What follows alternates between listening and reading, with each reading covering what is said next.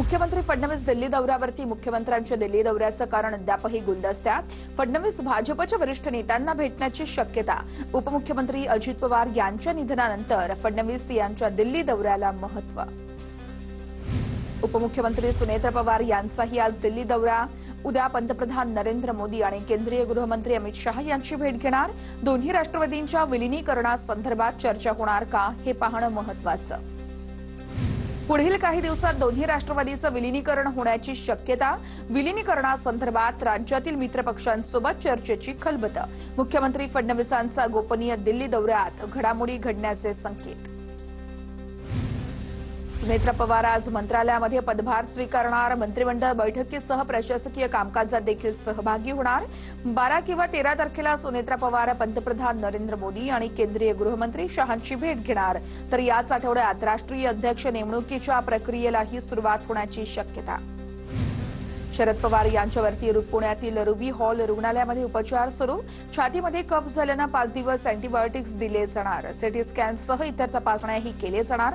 सध्या पवारांची प्रकृती स्थिर असल्याची सुप्रिया सुळेंची ट्विट करत माहिती। सुनेत्र पवार यांनी रुबी रुग्णालयामध्ये शरद पवार यांची भेट घेतली। सुनेत्र पवार आणि पार्थ पवार यांनी शरद पवारांच्या तब्येतीची विचारपूस केली। छातीमध्ये कफ झाल्यानं शरद पवार यांच्यावरती रुबी रुग्णालयामध्ये उपचार सुरू। राष्ट्रवादी शरद पवार पक्षाचे आमदार रोहित पवार यांची आज महत्त्वाची पत्रकार परिषद। अजित पवार यांच्या विमान अपघातासंदर्भात काही मुद्दे उपस्थित करण्याची शक्यता। संध्याकाळी 4:30 वाजता यशवंतराव चव्हाण प्रतिष्ठान या ठिकाणी पत्रकार परिषद घेतली जाणार। जिल्हा परिषदेवरती भाजपचा डंका। 12 पैकी 7 झेडपीमध्ये भाजपचं वर्चस्व। शिंदेची शिवसेना 2, राष्ट्रवादी 2, पवारांची राष्ट्रवादीच्या पारड्यात 1 जागा, तर काँग्रेस आणि ठाकरेंच्या शिवसेनेला खातंही उघडता आलं नाही। पंचायत समितीवरही भाजपचा झेंडा। 125 पेक्षा 52 पंचायत समितीवरती भाजपची एखादी सत्ता, तर शिंदेची शिवसेना 26, राष्ट्रवादी 25, पवारांची राष्ट्रवादी 8, काँग्रेस 8, तर ठाकरेंच्या शिवसेनेला सर्वात कमी 5 जागा। जिल्हा परिषद आणि पंचायत समितीतील विजयानंतर पंतप्रधान मोदींनी महायुतीच्या नेत्यांचं अभिनंदन केलं। पुन्हा एकदा महाराष्ट्राने भाजप आणि महायुतीला पाठिंबा दिला। स्थानिक स्तरावरती अथक परिश्रम करणाऱ्या महायुतीच्या प्रत्येक कार्यकर्त्याचं अभिनंदन। पंतप्रधान मोदींचं ट्विट। जिल्हा परिषद निवडणुकीमध्ये भाजपच 1 नंबरचा पक्ष। भाजपने जिल्हा परिषद आणि पंचायत समिती निवडणुकीमध्ये 2017चा रेकॉर्ड मोडला। जनतेने पुन्हा एकदा महायुतीवर विश्वास दाखवला। मुख्यमंत्री फडणवीसांची प्रतिक्रिया। पुणे जिल्हा परिषद आणि पंचायत समित्यांमध्ये अजितदादांच्या राष्ट्रवादीची सत्ता।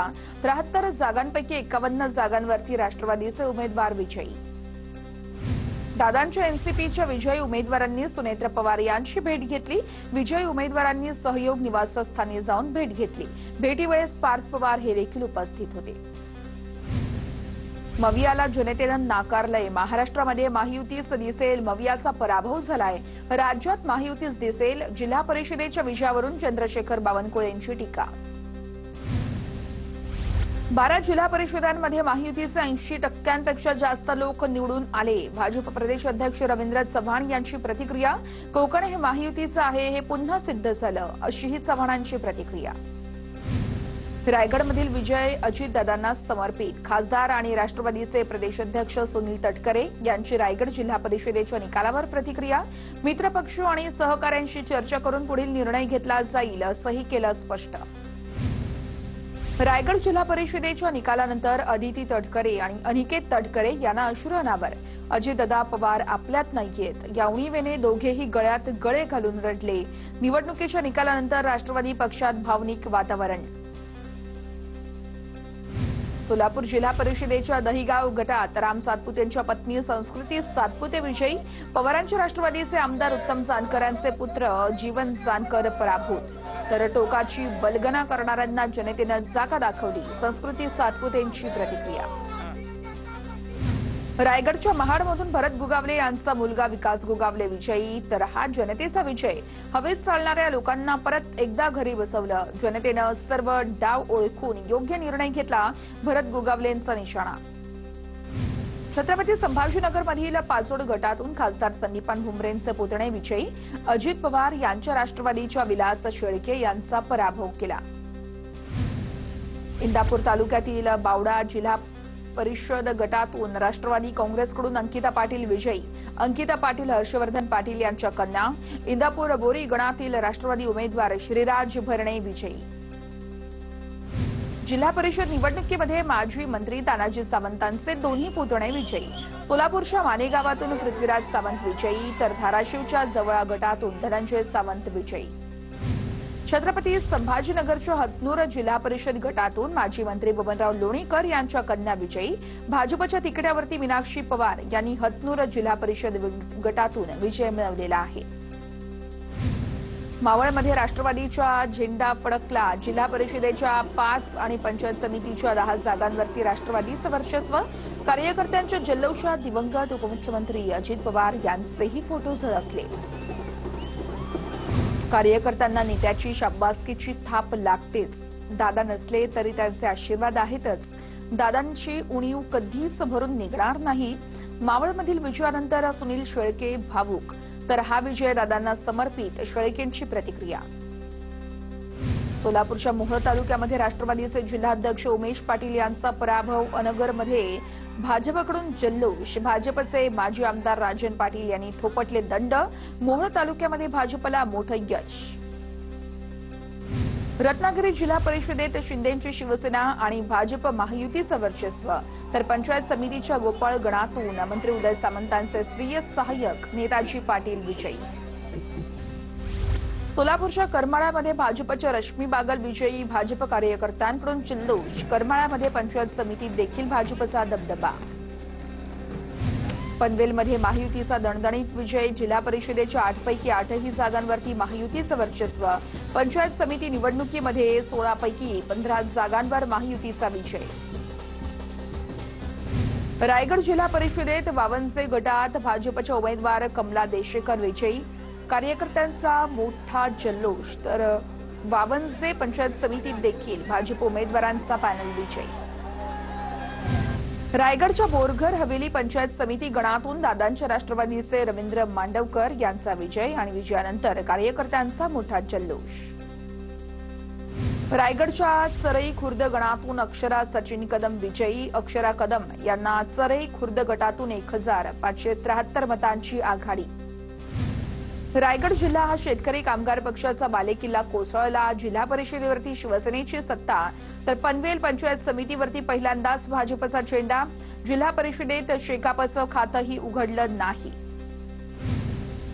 पुढच्या वेळेस कासेगावचं पार्सल कासेगावला पाठवणार. सदाभाऊ खोत यांच्या मुलाचं जयंत पाटील यांना शड्डू ठोकून आव्हान. सदाभाऊ खोत यांच्या सुनेच्या विजयानंतर मुलगा सागर खोत यांचं आव्हान.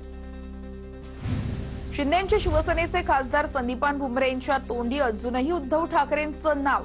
विजयाचं श्रेय देताना संदीपान भुमरे यांनी एकनाथ शिंदेंचं नाव घेण्याऐवजी उद्धव ठाकरेंचं नाव घेतलं.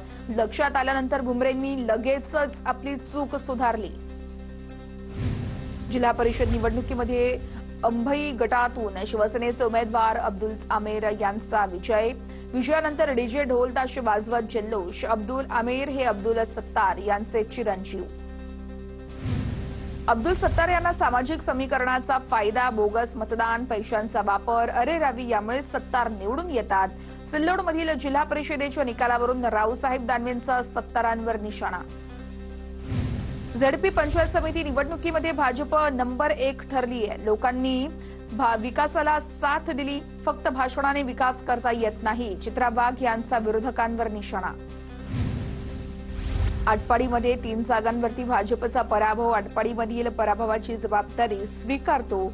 आम्ही झालेल्या चुका दुरुस्त करू. निवडणुकीतील पराभवानंतर गोपीचंद पडळकरांची टीका. सांगलीच्या दिघंची जिल्हा परिषद गटातून 22 वर्षीय पृथ्वीराज पाटील विजयी. एकनाथ शिंदेंच्या शिवसेनेकडून पृथ्वीराजला उमेदवारी मिळाली होती. वडील तानाजी पाटील यांच्या कामाच्या जोरावरती पृथ्वीराज पाटील यांनी निवडणूक लढवली. शित्तूर बारूण जिल्हा परिषद मतदारसंघातून जनसुराज्य पक्षाचे सर्जेराव पाटील विजयी. कार्यकर्त्यांकडून गुलाल उधळत जल्लोष साजरा. स्थानिक राजकारणामध्ये सर्जेराव पाटलांचं वर्चस्व पुन्हा एकदा सिद्ध. कराड तालुक्यामध्ये तांबवे पंचायत समिती गणासाठी फेरमतमोजणी. फेरमतमोजणीमध्ये शिवसेनेचे दिनेश कुंभार एका मतानं विजयी.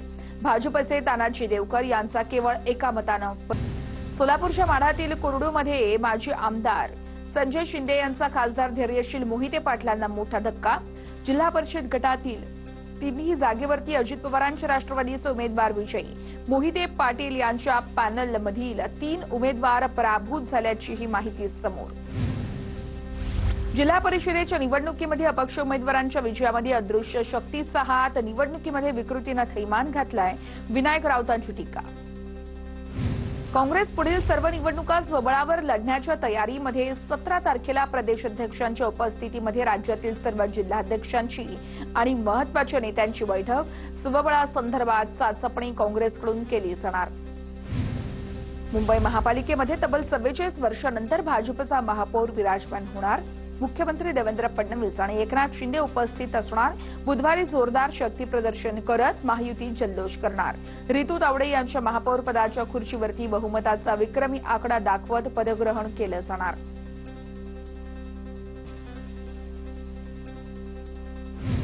मुंबई महापालिकेची पहिली सभा 16 फेब्रुवारीला होणार. पहिल्या सभेमध्ये विरोधी पक्षनेता सभागृह निवडीकडे लक्ष, तर सुधार बेस्ट समिती अध्यक्षांची 23 तारखेला निवड होणार. यासह 24 फेब्रुवारीला विशेष सभा बोलावून अजित पवार यांना श्रद्धांजलीही वाहिली जाणार. मुंबईत सेंट्रल बिझनेस डिस्ट्रिक्टमध्ये वाहतूक कोंडी कमी करण्यासाठी कर लागू. नगरसेवक मकरंद नार्वेकर यांची पालिका आयुक्तांना पत्र लिहित मागणी. मुंबईकरांना फक्त लुटायचं ही भाजपची वृत्ती आहे. वाहनांवरती कंजेक्शन टॅक्स लावण्याच्या मकरंद नार्वेकर यांच्या मागणीवरती आदित्य ठाकरेंची टीका. मकरंद नार्वेकर विधानसभेचे अध्यक्ष राहुल नार्वेकर यांचे बंधू. चंद्रपूरमधील आज होणाऱ्या महापौर उपमहापौर निवडणुकीत जनविकास सेनेचे अध्यक्ष आणि नगरसेवक पप्पू देशमुख यांची उमेदवारी कायम. काँग्रेसचे महापौर पदाचे उमेदवार कोण राहणार यावरती वेळेवरती भूमिका ठरणार. जनविकास सेनेचे 3 नगरसेवक असल्याची माहिती. चंद्रपूरमध्ये मनपा सत्ता स्थापनेचा संघर्ष सुरू असतानाच मुनगंटीवार आणि धानोरकर एकत्र. संताची वसतिगृह वधूवर परिचय मेळाव्यामध्ये दोघे एकत्र. राजकारणात तर्कवितर्कांना उधाण.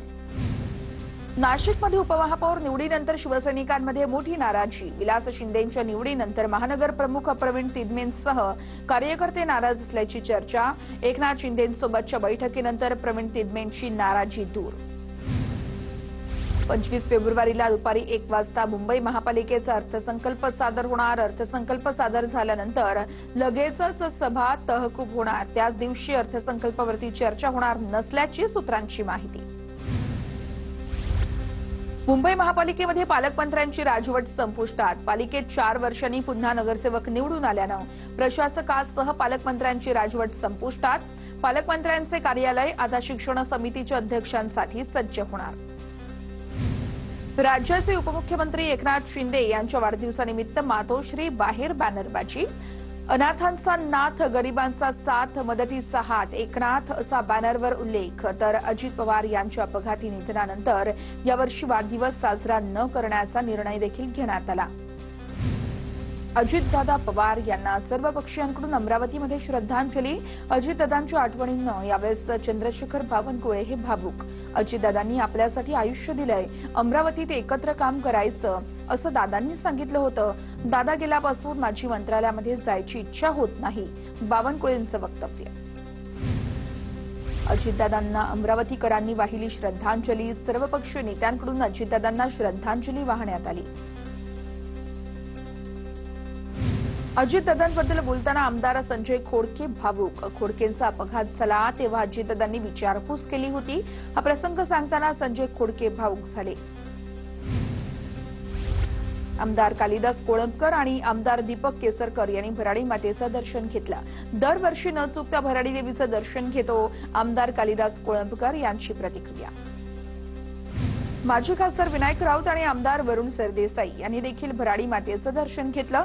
संपूर्ण ठाकरे कुटुंबावरती आणि ठाकरे पक्षाच्या परिवारावरती मातेची कृपा दृष्टी राहावी अशी प्रार्थना केली. विनायक राऊत यांची प्रतिक्रिया.